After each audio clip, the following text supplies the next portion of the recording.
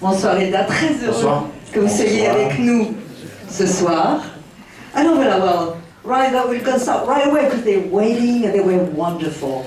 So I mean, obviously you wrote, you directed, you co-produced Lost River. I mean, and we always know that a first film is very much into personal experience and feelings. What were your influences when you actually, throughout the creative process of writing, directing, and post-production maybe? Hello everyone. Thanks for waiting. Well, it's sort of, you know, I'm from Canada, and I hope that's all right. And, you know, growing up in Canada, I had a real romantic idea of America, and specifically Detroit, because I kind of grew up, you know, near it. And it was sort of like, you know, the birthplace of Motown and the Model T and the American dream, really. And when I went there, I was really surprised because it's very different than how I imagined it now. And there's like 40 miles of abandoned neighborhoods, and within those neighborhoods, there's families trying to, you know, hold on to their homes, and meanwhile, their neighborhoods are being sort of burnt down and torn down around them. So I wanted to make it felt to me like that American dream had sort of turned into a nightmare for these people, and so I thought I would like to make a film about that. So I just started, I thought if I waited too long to make it, everything would be torn down, so I got a camera and I started filming on my own off and on for about a year, and I just was collecting footage and writing as I shot. And then eventually the actors came on board and we were filming. But it was a very kind of like gradual process. Alors c'est vrai que d'abord merci de nous avoir attendus. Voilà, vous savez que je suis canadien, j'espère que c'est ok d'ailleurs avec vous. Et c'est vrai que quand j'ai grandi là-bas au Canada, eh bien j'avais cette idée très romantique de l'Amérique. Surtout, je pensais à Detroit, qui était une ville très proche de là où j'ai grandi. C'est quand même le berceau de Motown, de la 40, de l'American Dream bien sûr. Et je dois dire que lorsque j'ai découvert Détroit plus tard, eh bien j'étais très surpris, car l'image que j'en avais ne correspondait pas du tout à la réalité.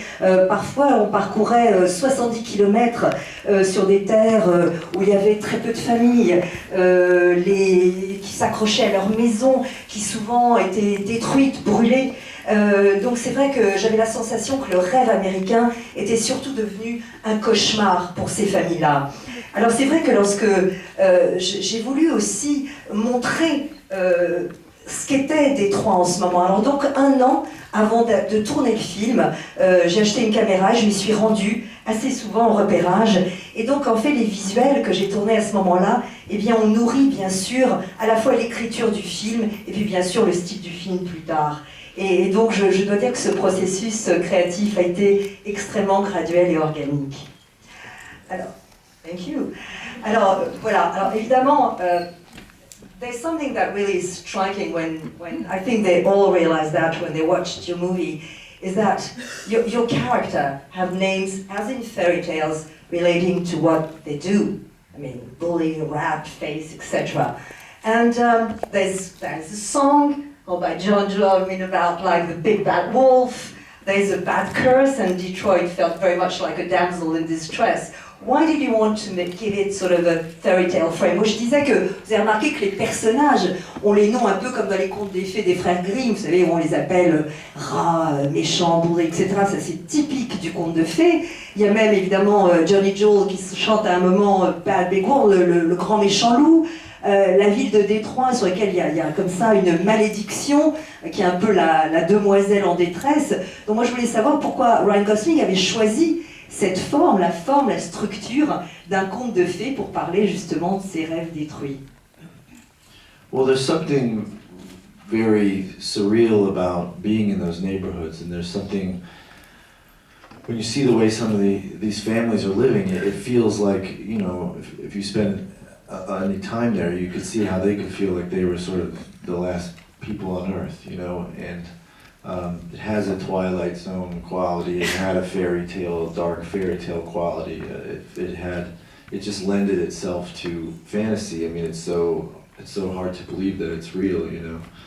And I just felt like, as opposed to sort of telling their story in a literal way where just keeping it specific to Detroit, I felt like it would make it more accessible to more people to access the emotion of those characters if it wasn't about some sort of, you know, economic collapse. But I also wanted to see it through the lens of these two kids growing up in this place, and that they would have this romantic idea of why this was happening to them, because if that it was a spell, you know, that would make it seem important somehow, and that at least if it was a spell, it would be something that they could do something about. Maybe they could break it. But I wanted to see it through that sort of teenage, really hyper-romantic lens.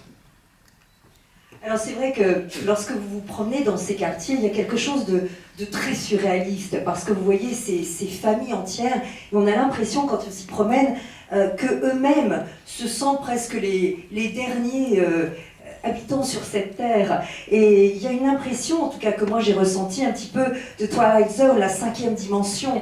On est aussi dans le conte de fées sombre. Et c'est vrai qu'on a du mal à se dire que ce qu'on voit existe réellement. Alors je ne voulais pas faire un film qui soit spécifique de Détroit. Je voulais que les publics du monde entier comprennent plutôt l'émotion que j'ai ressenti et que j'ai vu là-bas. Donc il ne s'agit pas tant d'une connotation économique de Détroit, c'est vraiment le point de vue de deux adolescents qui grandissent là et qui ont donc besoin pour grandir de cette idée romantique que s'il y a un mauvais sort qui peut être levé, cela donne de l'espoir, et c'est en cela que ce film, c'est vraiment avant tout le regard de deux adolescents qui croient qu'ils sont dans un conte de fées. Et je voudrais rajouter quelque chose à ce que Ryan vient de dire, c'est la manière dont le film s'est tourné à Détroit. C'est-à-dire que y a une manière d'arriver avec un plateau de tournage dans des endroits comme si on achetait l'endroit ou comme si on venait superposer une réalité de fiction à un endroit. Et là, le film s'est vraiment fait dans l'échange avec les gens de la ville qui étaient touchés qu'on vienne faire un film dans leur ville, qui étaient touchés de la manière dont ça se passait. Dans laquelle des fois on tournait une scène à une station-service et puis quelqu'un qui passait par là était invité à rejoindre l'action, à rentrer dans le champ. Et voilà, je pense que ça doit se voir dans le film, même si on ne fait pas bien la distinction des moments volés ou des moments qui ont été organisés. Mais c'est comme ça que je trouve on fait du cinéma dans ce type d'endroit en tout cas. D'ailleurs, Eda, parce qu'on parlait justement de contes de fées, et vous finalement, dans ce conte de fées, vous êtes le prince charmant, sauf qu'au lieu d'un carrosse ou d'un cheval blanc, vous avez un taxi. Mais justement, comment avez-vous appréhendé ce rôle si subtil, si silencieux, mais si essentiel, puisque vous êtes le sauveur, le prince? On n'a pas parlé de prince ni de sauveur avant de tourner, mais on s'est rencontrés avec Ryan avant de commencer le tournage et on a plus parlé effectivement du personnage qui fait corps avec son taxi comme une espèce de lieu protecteur dans un endroit dans lequel c'est le chaos, et que quand Christina Hendricks est dans le taxi, il y a une espèce de bulle comme ça, chaleureuse, intime, avec un homme qui n'est pas là ni pour la dévorer comme les autres hommes dans le film, ni pour prendre quelque chose d'elle, ni pour même tenter de la séduire, mais une espèce d'homme désintéressé et de chevalier servant, on va dire, quoi. Et ça, c'est vraiment... quand on lit le scénario, il y a ce qui est écrit, puis après il y a toute l'histoire que raconte le metteur en scène avant de tourner, et c'est cette matière-là qui nous sert après à raconter un personnage. Alors voilà, maintenant que nous avons parlé conte de fées, tournage, personnage, la parole est à vous, profitez-en. Alors, première question, je vois un micro, ben voilà, tenez, par exemple, commence par une demoiselle. Voilà. Hello Ryan, hello Eda, nice to meet you. I have a question about the place of work of Christina Hendricks. It reminds me the Grand Guignol, bloody theater show in Paris. I wanted to know, why did you use that storyline? How did you heard about it? You're right, it is based on the Grand Guignol and also a few other places in that time in Paris, the Hell Cafe and the Death Tavern. The facade of the club, the face is from the Hell Cafe. And you know, the idea was I had spent time in Detroit, but also like in a hurricane situation, post a hurricane, and those environments tend to attract, you know, anyone who has a dark fantasy that they'd like to try and get away with, gravitate towards these type of areas because there's nobody watching, and so they sort of attract the sort of the darkest nature of people, and they also, because nobody's watching, your darkness comes to the surface, you know. So I wanted to find a way to incorporate that into this world, but not in a kind of like a more fairy tale sort of setting. So we started doing some research and started reading about the Grand Guignol, and it felt like we could create a place that was sort of in that vein, where people could exercise their darkness, you know. Alors voilà, donc la question évidemment se posait sur l'influence du théâtre du Grand Guignol, qui évidemment était à Paris, et évidemment Christina Hendricks. Alors c'est vrai, vous avez raison, je me suis évidemment influencée du théâtre du Grand Guignol, et d'autres lieux d'ailleurs qui existaient aussi à l'époque, comme le Hell Café et le Death Tavern, my goodness. Et en réalité, ce qu'il y a sur l'auvent justement de ce club, eh bien, vient vraiment du Hell Café, donc le café de l'enfer. Et c'est vrai qu'à l'époque, lorsque j'ai décidé de tourner à Détroit, j'ai aussi pensé à ces lieux qui sont en fait qui suivent la tempête, en fait, l'ouragan, sont des lieux évidemment dévastés. Et souvent dans ces lieux-là, eh bien, on se rend compte qu'il y a des personnages qui aiment graviter et donner libre cours à leur part plus sombre. Et souvent on trouve dans ces endroits de tels lieux où justement on peut s'adonner à ses instincts les plus bas ou les plus sombres parce que justement personne ne regarde. Et donc j'ai voulu évidemment intégrer cette dimension, cette noirceur, la faire aussi remonter à la surface, l'intégrer évidemment à la structure du conte de fées. Et donc j'ai fait une recherche effectivement sur le théâtre du Grand Guignol de Paris, et j'ai donc voulu montrer ce lieu où la nature sombre de l'homme eh bien, pouvait exister. Autre question, par là peut-être. Où vous voulez. Bonjour. Tout d'abord, j'aimerais vous remercier d'être là aujourd'hui pour la presse et les blogueurs et le public aussi. J'aurais une question pour Ryan et aussi pour Reda. La première question pour Ryan, c'est qu'est-ce qui vous a donné envie de faire de la réalisation après vos rôles en tant qu'acteur? Et Reda, ma question, ce serait qu'est-ce qui vous a donné envie de jouer justement dans le film de Ryan aussi? Merci. Merci beaucoup.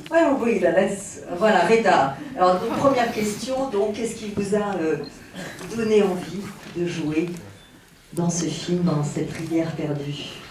J'ai aimé le scénario, tout simplement. J'ai aimé le script. J'étais étonné de recevoir le scénario de la part de Ryan Gosling. J'étais même étonné qu'il sache qui j'étais. Et dans ces moments-là, j'avais beaucoup d'admiration et de respect pour lui en tant qu'acteur, et je sentais que c'était quelqu'un qui avait un univers artistique qui dépassait juste l'image qu'on pouvait en faire, ou voilà, un acteur qui joue dans des films. J'avais entendu sa musique, et dans ces cas-là, on espère que le scénario va être bien, parce que si c'est pas bien, c'est encombrant, quoi. Et j'ai adoré le scénario, j'ai adoré l'idée d'un conte noir qui s'inscrit dans le réel. Et il n'y avait pas beaucoup de lignes de dialogue, mais je savais qu'il donnerait sa chance à chaque personnage. Donc, après, le plus long, ça a été de faire le visa pour aller travailler. Voilà. Et en fait, you're right. I mean, the first part of the question was I mean, with such a successful career as an actor, what gave you the wish, the will to finally go behind the camera?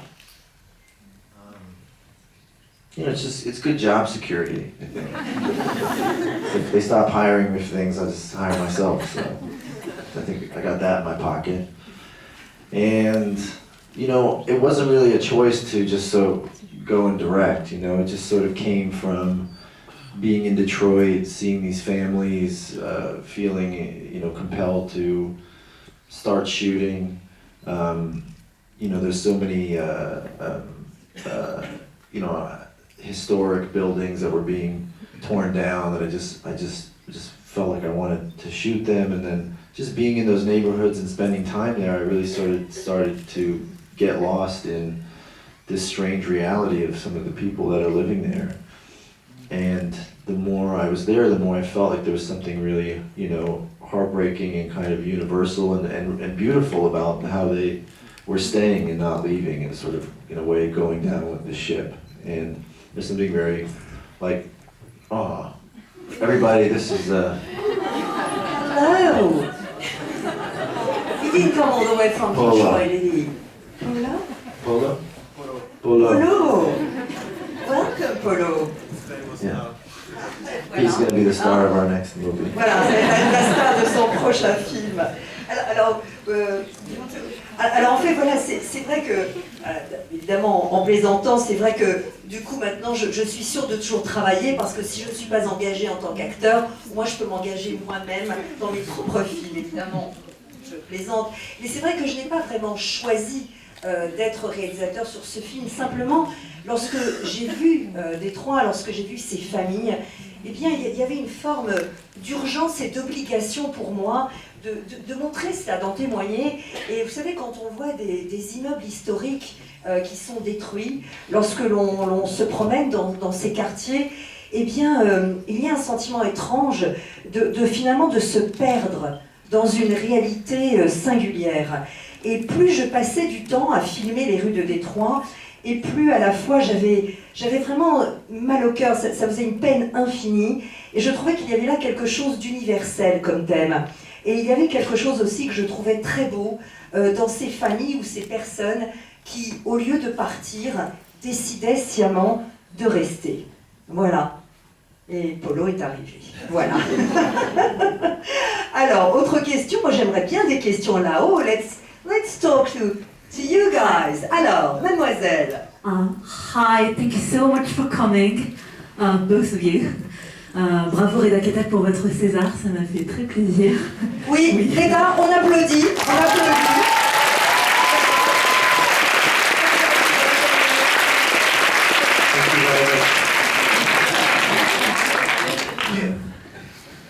I also have a couple of questions for both of you.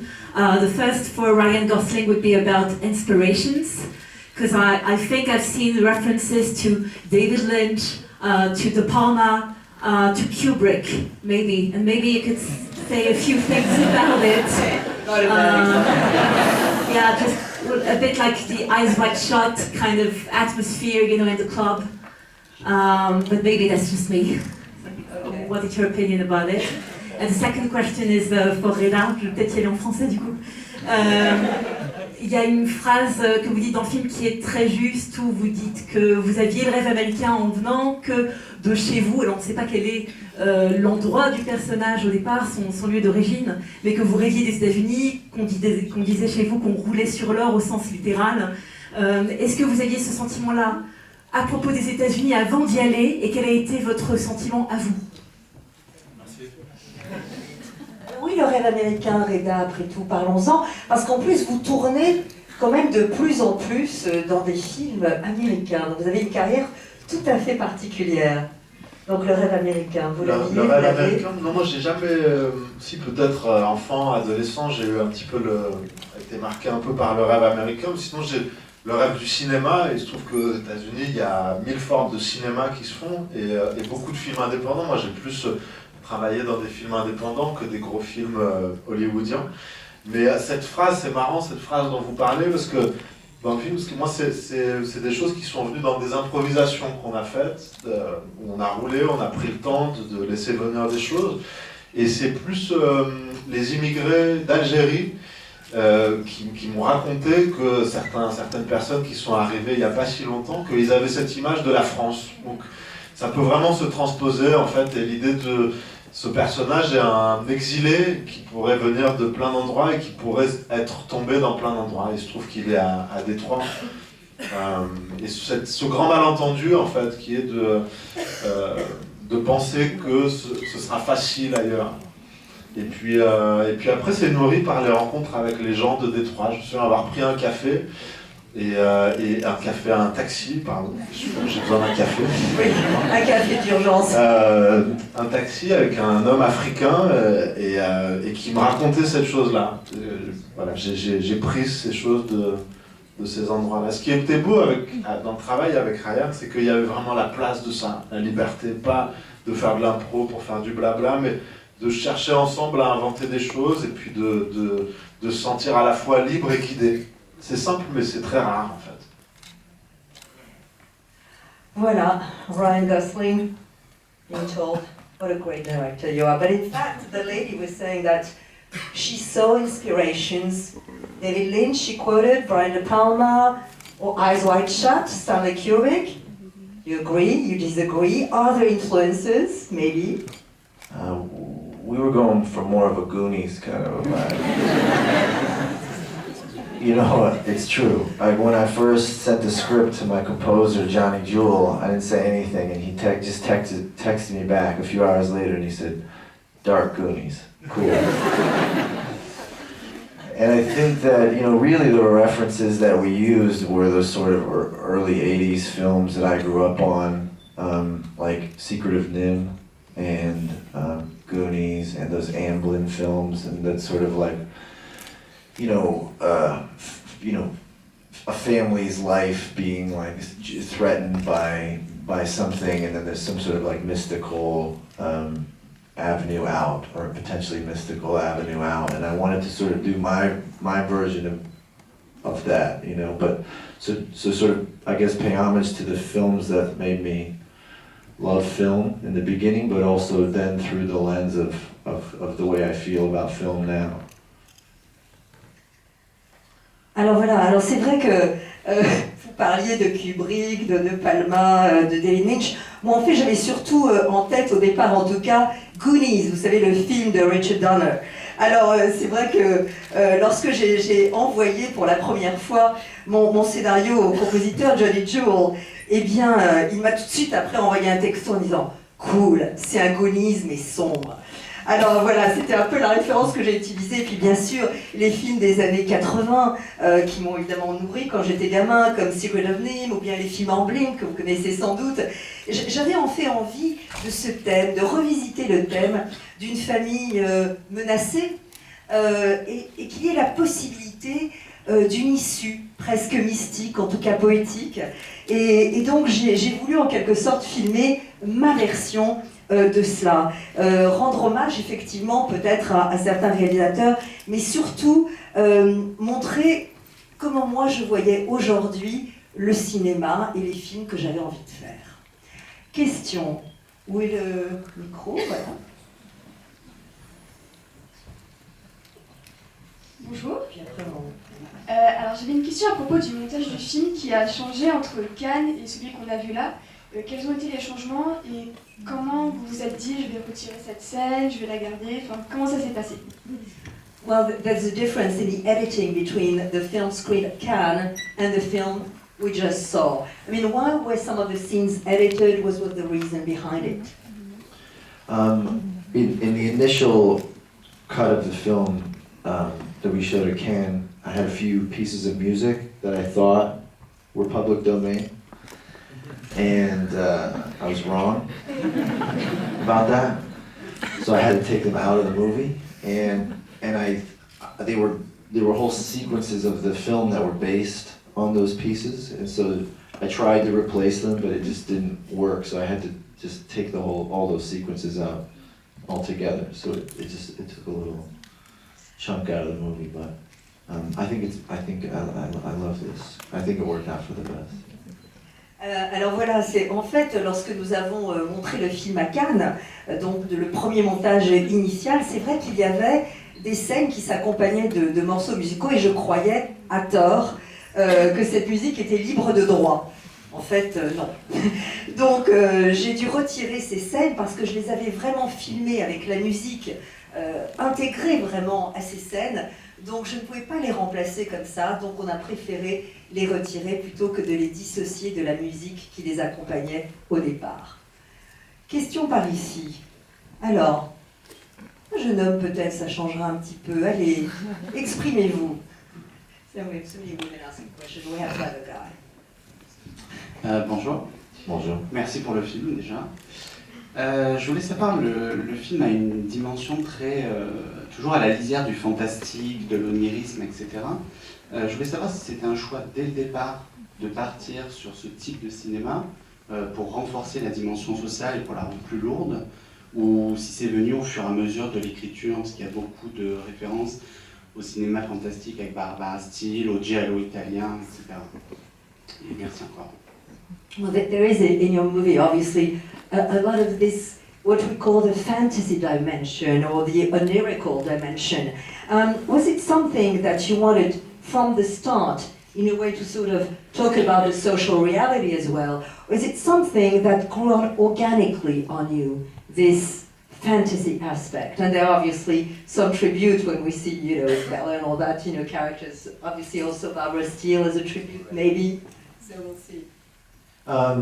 Yeah, well, the idea was that this family was, you know, sort of trying to hold on to this dream, and that right outside of their door was a nightmare. And so the exercise in the movie was to try and make the film feel like a dream turning into a nightmare, and to try and find a way to walk the line between fantasy and reality in the way that they're sort of living it.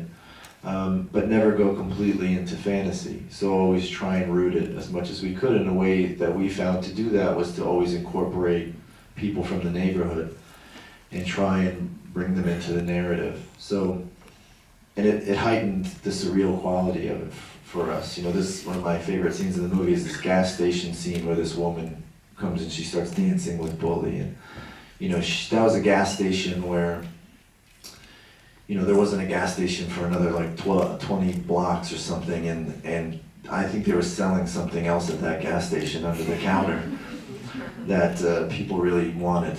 And we were shooting there and they couldn't get it and they were getting angry. And so at a certain point it got tense. It was sort of like, what's gonna happen? So we just said, well, just let them in the film, you know? And the actors were so good. I mean, Retta had to do it as well, and they did it so beautifully, where they just sort of pulled these people out of Detroit and into Lost River. They pulled them into the fantasy, and it's sort of, you started to get this sense that the actors were working without a net, you know, and you knew that there was like an element of danger to it, and there was, because we didn't know these people and we didn't know what they were capable of, but they were so charismatic, and they were living in this surreal world for real. And so that to me is when the film, you know, really started to have its own identity for us, which is that it was really a blend of the fantasy and the reality in the way that we were looking for. Alors c'est vrai que il y a cette dimension, bien sûr. Je voulais surtout montrer que cette famille qui finalement voulait absolument s'accrocher finalement à son rêve, alors que dehors c'était le chaos et le cauchemar, eh bien je voulais traduire cela dans mon film en montrant aussi que tout devait avoir l'apparence d'un rêve, parce que c'était la façon dont ces gens-là vivaient, dont ces deux adolescents vivaient. C'est-à-dire qu'ils sont sans arrêt sur cette ligne fine entre la réalité et le monde du fantastique ou de la fantaisie. Et je voulais en même temps, bien sûr, ancrer ce rêve dans une réalité. Et ce qui, pour moi en tout cas, était un moment très fort, c'est à certains moments que vous avez peut-être repéré, eh bien nous avons intégré dans le film des personnages et des habitants même de Détroit. Par exemple, il y a cette scène dans la station-service. Vous savez, parfois, c'était la seule station-service d'ailleurs sur 20 blocs. Hein, donc elle était là vraiment au milieu de nulle part.